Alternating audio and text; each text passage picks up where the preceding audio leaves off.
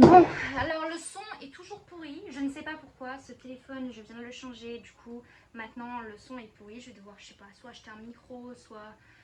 Je sais pas, j'ai tout fait pour améliorer le son, j'ai coupé la Bluetooth, j'ai coupé la 4G et tout ce qui pouvait interférer, j'ai fermé toutes mes fenêtres au cas où que ça entende plus le bruit de dehors que ma voix, j'ai tout simplement tenté de me rapprocher de la caméra et c'est toujours aussi robotique et bizarre, donc je suis désolée, je peux pas faire mieux. On va quand même se filmer, hein. On verra si avec le temps ça s'améliorera.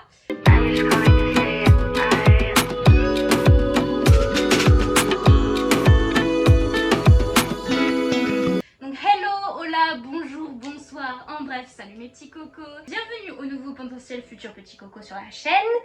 Aujourd'hui, je vais encore vous parler de 3 autres de mes sagas, séries favorites que j'aimerais potentiellement un jour avoir en collection papier sur mon étagère et que je recommande énormément, bien évidemment. Donc j'ai commencé par une des rares françaises qui a su finir dans ce haut classement.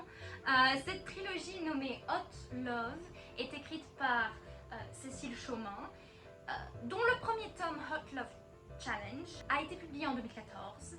Et c'est une romance chick lit entre notre protagoniste et son patron slash un des garçons de son ancienne bande d'amis avec lequel elle ne s'entendait pas du tout. Donc c'est une histoire très drôle et touchante avec une playlist plutôt sympa incluse et dans lequel pour le mariage de leur ami d'enfance, ils vont faire semblant d'être dans une relation et devoir partager une chambre. Le deuxième tome, Hot Love Disaster, suit donc la meilleure amie du personnage principal du premier tome.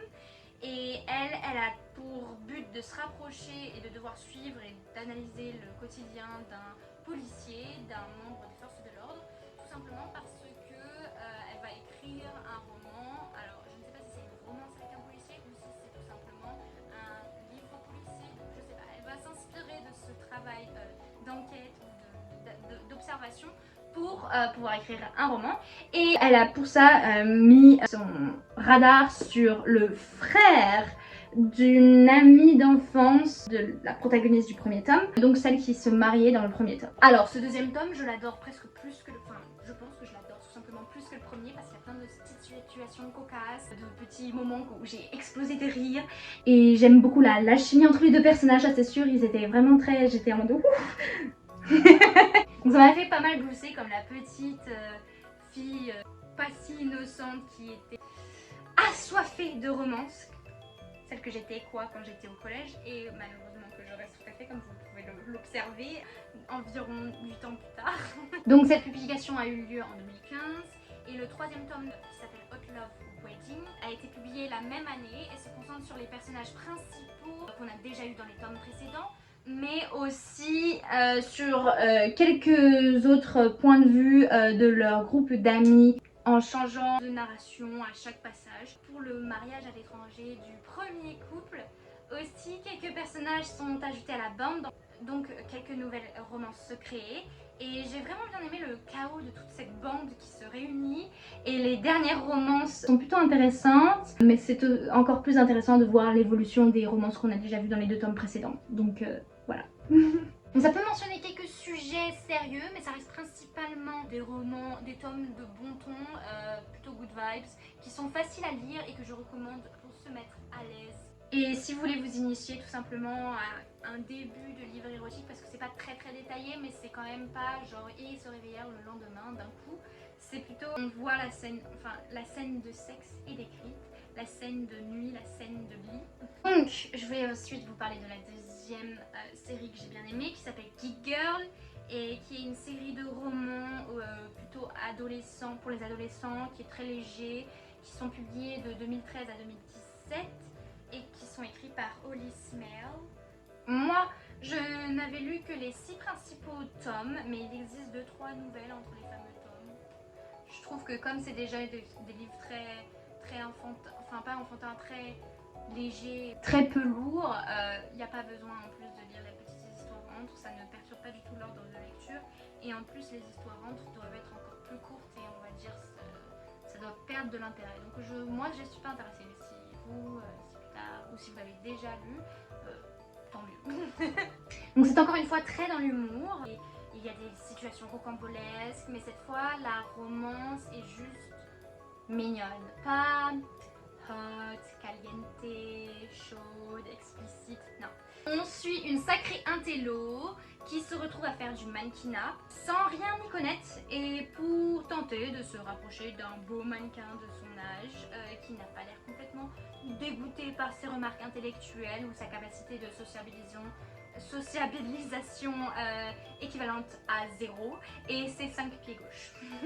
On voit à travers cet homme l'évolution de sa vie de famille, on voit aussi l'évolution de ses amitiés, de ses relations amoureuses, parce que oui, on va beaucoup se concentrer sur ce premier protagoniste masculin, mais elle va en rencontrer un autre, et ça ne fera pas le cliché du triangle amoureux, non, non, ça va, ce sera plutôt bien écrit, et c'est littéralement comme si on grandissait un peu avec elle. Et surtout, justement, on suit comment elle en vient à prendre confiance en elle, ce qui, je pense, est toujours un beau message pour les jeunes lectrices. Même si bien sûr n'importe qui peut lire ces livres, je ne suis pas du tout en train de dire que c'est que pour les jeunes filles. Moi je crois pas du tout en ça, donc si vous êtes un garçon qui est intéressé, faites-vous plaisir. Donc j'ai adoré combien le personnage principal me frustrait quand j'étais au collège, parce que pour une fille aussi intelligente, elle était quand même pas mal assez à côté de ses pompes, hein. J'ai encore tout plein de péripéties et de scènes en tête qui viennent de ces livres, et quand j'y pense, alors que c'est une de mes séries favorites dont je n'ai pas pris en fait le temps de relire, parce que à l'inverse de la série Hot Love dont j'ai relu au moins 3 fois déjà minimum chaque tome, et bien sûr en me concentrant énormément sur les nombreux passages favoris que je garde à tout jamais en mémoire. Et pour Geek Girl, comme je me doutais que si j'avais déjà trouvé ça parfois un petit peu niais, innocent quand j'étais au collège, si je le réalisais plus tard, je trouverais peut-être que ça ferait juste gamin et un peu forcé, et ça m'en gâcherait peut-être ma dernière impression tout de même assez positive, donc j'ai préféré tout simplement rester là-dessus. Donc je recommande voilà, pour les jeunes gens. Donc bon, après, si je vous parle aussi rapidement de ces 2 séries, c'est parce que j'ai gardé pour la fin une grosse saga bien compliquée à expliquer pour vous en donner l'envie. Mais bon, quand il faut se lancer, il faut se lancer. Je me prépare pour le combat. Je vais vous parler des romans écrits par Susan Wright. Tout commence par La Meute du Phénix. Donc le premier tome est publié en 2012 et consiste en une série sur des métamorphes. On suit principalement des équivalents de, on va dire, loups-garous, membres de la meute dont le titre est donné à la série, comme vous le voyez, enfin comme je vous l'ai dit. Donc le premier tome est à propos de la romance entre l'alpha de cette fameuse meute et d'une louve, fille d'un alpha d'une autre meute. Mais elle est latente, ce qui veut dire qu'elle ne peut pas se transformer en loup, et que ce qui est d'ailleurs très mal vu ou vu comme une faiblesse dans cet univers des métamorphes. Chacun des 7 tomes à suivre raconte la romance entre un des 7 autres métamorphes masculins à gros rôle de la meute, avec des nouveaux comme des personnages qu'on a déjà vus, féminins, métamorphes, pas forcément toutes louves d'ailleurs, sauf au tome 3. Donc qui se concentre sur la meilleure amie de la protagoniste du premier tome, donc on la connaissait déjà, et d'un alpha d'une autre meute alliée à la meute du Phénix, donc on le connaissait aussi, mais il ne fait pas partie de la meute du Phénix, donc ça change un peu depuis le premier tome. Et ce tome va d'ailleurs faire découler une autre série en parallèle, très liée à l'histoire de la meute du Phénix, donc c'est-à-dire je crois un tome sur 2, il faut lire un de chaque série pour pas être perdu au niveau chronologie. Et cette série s'appelle, cette autre série, cette deuxième série très reliée, s'appelle Meute Mercure, la Meute Mercure, qui encore une fois se concentre sur les romances des personnages masculins à gros rôle dans cette nouvelle meute, alliée à la meute du Phénix, en 5 tomes seulement cette fois-ci. Encore une fois, les personnages féminins ne sont pas toutes des métamorphes louves. Elles-mêmes, certaines sont plutôt félines. J'ai remarqué qu'il y en avait plusieurs dans cette série-là. Et je crois même me souvenir qu'il y a une humaine normale, sans la capacité de métamorphose à un moment donné, ni même à l'intérieur d'elle cette sensation psychique de partager une seconde âme plutôt animale, donc ni louve ni rien, juste comme nous, humaines.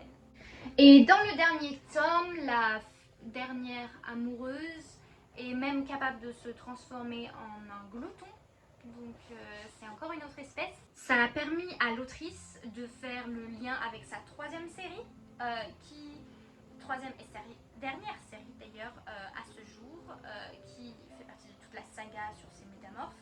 Et il s'agit de la série qu'en français on appelle simplement Olympus. Et elle se concentre sur 6 romances de chaque membre de la troupe de gloutons, donc pareil, des hommes souvent et surtout ceux à gros rôle. Le 6e tome étant prévu selon Goodreads en 2024.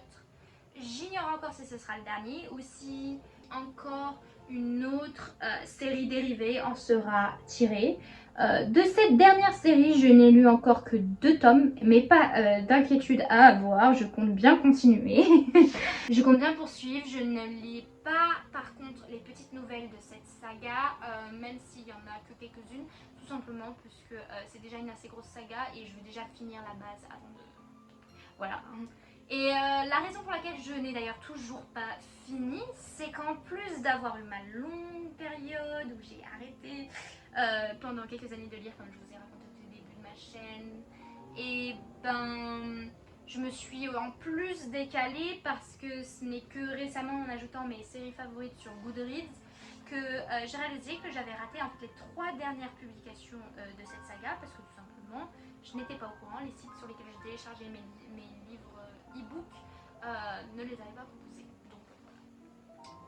En même temps, c'est tant mieux si je n'ai pas en fait enchaîné tous ces romans à la suite parce que j'aurais peut-être fait un trop plein en fait de cette série avec tout de même beaucoup de similitudes entre ces tomes, ce qui me plaît parce que sinon je continuerai pas. J'adore retrouver tous ces aspects quand j'ai pris le temps d'espacer mes lectures et de faire remonter la hâte de retrouver l'univers en fait. Mais Susan Wright a mis elle-même, et je m'en suis tout de suite aperçue quand j'avais commencé à le lire, qu'elle s'était beaucoup inspirée du travail de Nalini Singh dans Psychangeling sur le côté du fonctionnement des métamorphes qui en fait sont très semblables aux Changeling dans cette série favorite dont je vous ai déjà parlé dans une précédente vidéo de ce style avec ce même titre, except qu'à la place du numéro 3 c'était la numéro 2. D'ailleurs j'ai commencé cette saga au lycée quand j'étais à jour sur les livres de Psychangeling et j'attendais les prochains. Ça m'a paru encore plus, on va dire, cru, plus érotique et plus graphique, gore dans la violence. Alors j'ai vite adhéré en fait. J'ai l'impression qu'on est dans un monde pas trop futuristique, mais dans lequel l'existence de cette seconde espèce qui est les métamorphes est loin d'être un secret et est même plutôt une sorte de polémique politique qui revient et influence souvent les histoires dans chaque tome, dans le rapport entre les groupes de métamorphes entre eux sur le rapport qu'ils doivent avoir avec les humains normaux et aussi par rapport au gouvernement d'humains normaux et qui n'ont pas cette capacité de se transformer, qui ont tendance à les traiter comme des animaux et à se méfier de cette différence comme toujours dans l'espèce humaine. Sinon c'est aussi beaucoup plus drôle je trouve que Psychangeling des fois parce que c'est plus sarcastique et ça a beaucoup d'humour noir et aussi c'est beaucoup grâce aux femmes dedans, les personnages forts, féminins quand elles ont un rôle supposément soumise et j'aime comment les hommes se montrent protecteurs et possessifs comme bien souvent dans les romances surnaturelles de ce style mais aussi très vulnérables et compréhensifs et à l'écoute. Et j'adore les loopings que fait mon cœur là dans ces histoires là quand je lis, je suis en mode je suis investie, je suis à fond, je kiffe. Donc je recommande ces romans pour différentes raisons et comme vous l'avez compris, différents âges. Donc Geek Girl c'est plutôt pour la fin de primaire, début collège je dirais parce que ça va, c'est sympathique.